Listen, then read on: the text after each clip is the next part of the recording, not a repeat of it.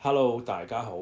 今次去咗千葉縣嘅房總半島做咗一個 road trip，由東京出發，經過東京灣跨海大橋，去到千葉嘅木更津，一路向南行，沿住海岸線兜咗一個圈。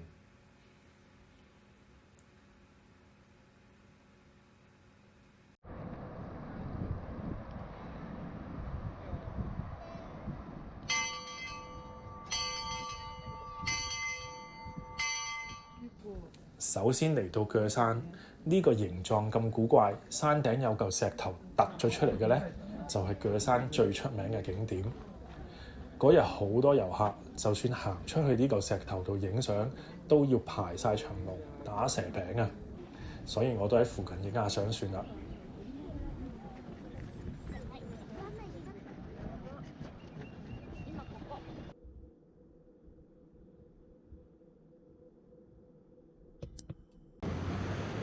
跟住去到富津嘅元江棧橋，棧橋係碼頭咁嘅意思。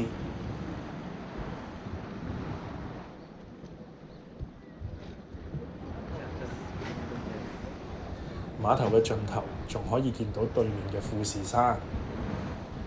等到日落嘅時候，碼頭上面一排嘅燈開着咗，個景都好靚，所以沙灘上面坐咗好多人喺度睇日落。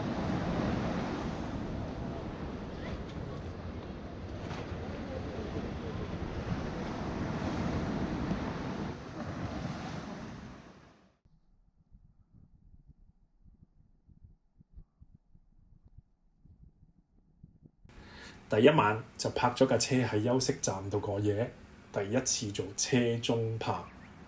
我有晒準備㗎，你見到我有晒遮光布，唔會一早撐醒。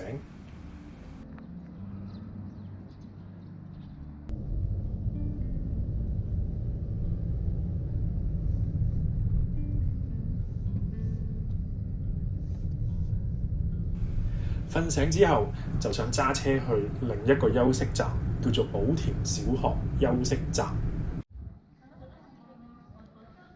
顧名思義，呢度以前就係一間小學，而家改裝咗做一個休息站啦。雖然個名就叫做休息站，但係佢哋都有買手信嘅鋪頭、cafe 同埋餐廳。另外，以前有一啲班房，而家改裝咗做可以俾人留宿嘅房間。上網就可以 book 到㗎啦。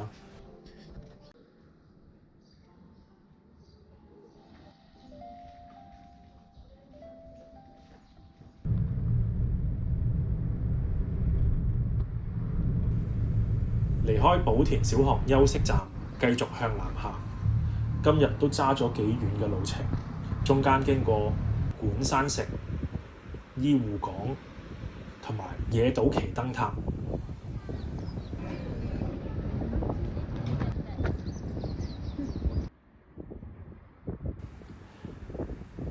黃昏之前就嚟到千倉附近嘅朝豐王國休息站。呢個休息站都算幾大規模，淨係睇到佢裡面有新鮮海鮮賣，就已經知道佢係一個大型嘅休息站啦。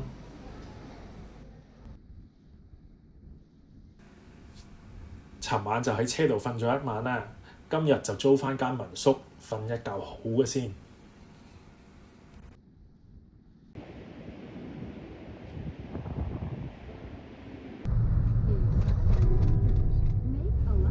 之前2日一路沿住海邊行，今日就揸架車上山啦。第一站就嚟到大山千枚田，呢一個梯田農莊仲可以俾人體驗下親手落田耕種。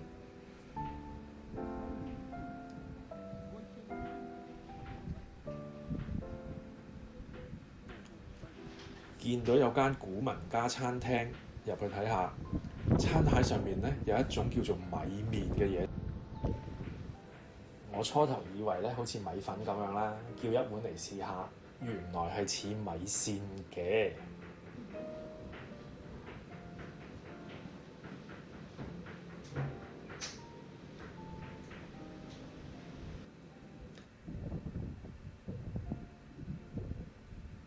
食完碗咁有田園風味嘅米線，又再出發啦。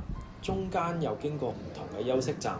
呢一個呢，仲有 Muji 嘅鋪頭添。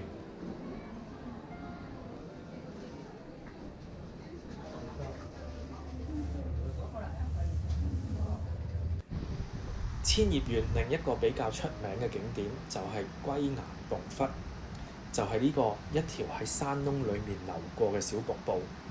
如果大家上網揾呢個地方嘅話呢，就會揾到一啲好得意嘅相，就好似呢一張咁。